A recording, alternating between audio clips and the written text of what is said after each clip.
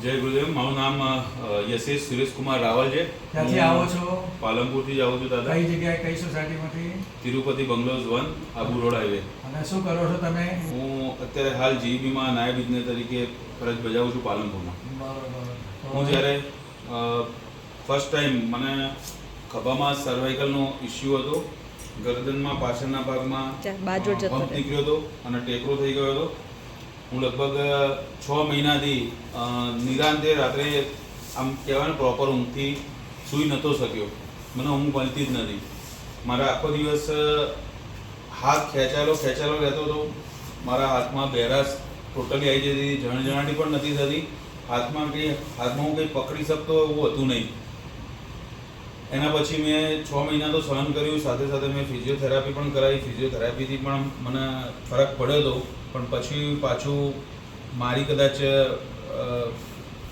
એના લીધે મને રાહત નથી મળી અને પછી એકદમ એક્સ્ટ્રીમ લેવલે મને દુખાવો થઈ ગયો હતો ચાલુ. એ વખતે મારો મિત્ર જ છે, એમણે મને દાદાનું નામ આપ્યું અને હું પહેલા જ દિવસે દાદા જોડે આવ્યો હતો.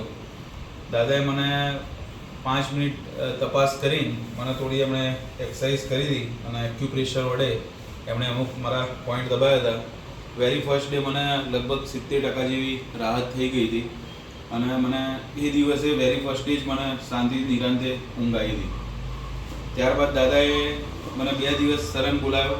મને એમને ઘરે પ્રેક્ટિસ કરવાની પણ કીધી હતી. એક દિવસ મેં પ્રેક્ટિસ નથી કરી. એમનો ખ્યાલે પણ આવી ગયો હતો કે પ્રેક્ટિસ નથી કરી. પણ પ્રેક્ટિસ કર્યા બાદ મને તરત જ રાહત થઈ ગઈ અને ચોથા દિવસે મારું જે દર્દ હતું, જે સર્વાઇકલનો ઇસ્યુ હતું, એ ટોટલી મને જતો રહ્યો. એના પછી મને કંઈ પણ તકલીફ થઈ નથી. મારી ગરદન નથી ફરતી, હાથ ઊંચો નહોતો થતો. આ બધી જ ઇસ્યુ હતા એ મને 4 દિવસમાં દાદાએ ટોટલી રિકવરી મને કરી આપી છે. બીજી વસ્તુ કે દાદા અહીંયા આગળ રોજ સાંજે 6 થી 7માં બધાને નિઃશુલ્ક રીતે ઘણા બધા દર્દીઓ આવે છે, ઘણા દૂરથી આવે છે, પણ દાદા એકદમ નિખાલસ ભાવથી, એકદમ પ્રેમ ભાવથી અને એકદમ નિસ્વાર્થ બધાની સેવા કરે છે અને દુઃખ દર્દ દૂર કરે છે.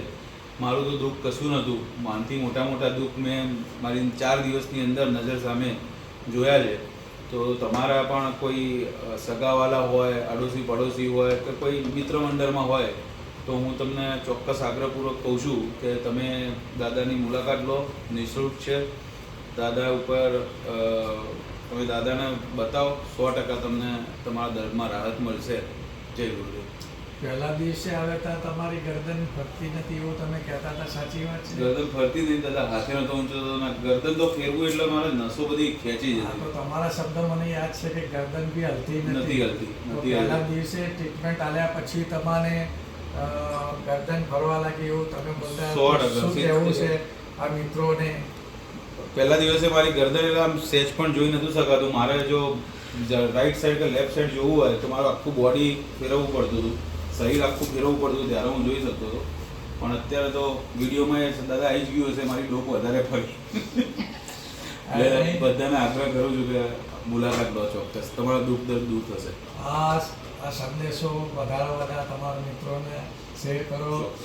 આપણે દવા મુક્ત ભારત કરવું છે, કારણ કે આપણે બધાને મદદ ના કરી શકીએ. તો આ રીતે આપણે કોઈને પેશન્ટ મોકલી અને દર્દીઓ સાજા થઈ જાય તો આનાથી વિશેષ કોઈ સેવા નથી. આપણો ધન્યવાદ. જ્યારે તકલીફ પડે ત્યારે મોસ્ટ વેલકમ. ઓકે, ધન્યવાદ.